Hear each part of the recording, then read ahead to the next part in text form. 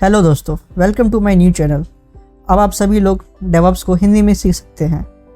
इस वीडियो को अंत तक ज़रूर देखना, तभी आपको पूरा कंसेप्ट समझ में आएगा। सो चलिए अब स्टार्ट करते हैं। तो जैसा कि आपको पता है, डेवऑप्स आज के टाइम पे काफ़ी बूम पर चल रहा है। बट आखिर ये डेवऑप्स है क्या? तो चलिए आज इसको समझते हैं। बट उससे पहले ये जान लेते हैं कि डेवऑप्स की ज़रूरत हमें पड़े क्यों। तो पहले डेवलपर एंड ऑपरेशनल की टीम होती थी। तो जो डेवलपर थे वो सिर्फ अपनी कोडिंग पर ध्यान देते थे, एंड ऑपरेशनल वाली टीम थी वो सिर्फ अपने server setup, maintenance, code deployment करवाना, मॉनिटरिंग, इस पर ध्यान देती थी।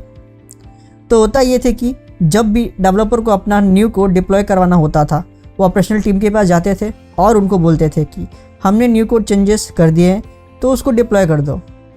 एंड जो ऑपरेशनल की टीम होती थी वो फिर गिटहब या व्हाटएवर जो भी गिट प्लेटफॉर्म यूज़ होता था उस पर जाके क्लोन करना, फिर उसके बाद सर्वर पर जाके डिप्लॉय कर देते थे। बट ये सब कुछ मैनुअल प्रोसेस के थ्रू होता था। बट इसमें डेवलपर का एंड ऑपरेशनल टीम का दोनों का टाइम वेस्ट होता था, क्योंकि डेवलपर को वेट करना पड़ता था कि मेरा कोड सही से चल भी रहा है या नहीं, सही से बिल्ड हुआ या नहीं, एंड वगैरह वगैरह।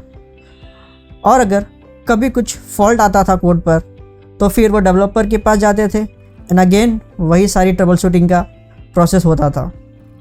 तो इसी प्रॉब्लम को सॉल्व करने के लिए इस डेवऑप्स का कंसेप्ट को लाया गया। अब ये जो डेवऑप्स शब्द है वो ना ही कोई टूल है और ना ही कोई सॉफ्टवेयर है। ये सिर्फ एक मेथोडोलॉजी है इस पूरे साइकिल का। जैसा कि नाम से पता चल रहा है, ये डेवऑप्स जो है वो डेवलपमेंट एंड ऑपरेशनल को मिला के बनाया गया है। सो इसमें डेवऑप्स के आने से ये पूरा का पूरा ऑटोमेट हो जाता है। तो अब डेवलपर को ज़्यादा वेट नहीं करना पड़ता है। जब भी वो कोड को गिटहब पर पुश करेंगे तो वो ऑटोमेटिकली बिल्ड होके सर्वर पर डिप्लॉय हो जाएगा। तो इस ऑटोमेशन की वजह से आपका काफ़ी टाइम बचता है एंड आपको ऑपरेशनल टीम के पर ज़्यादा डिपेंडेंट नहीं होना पड़ता है।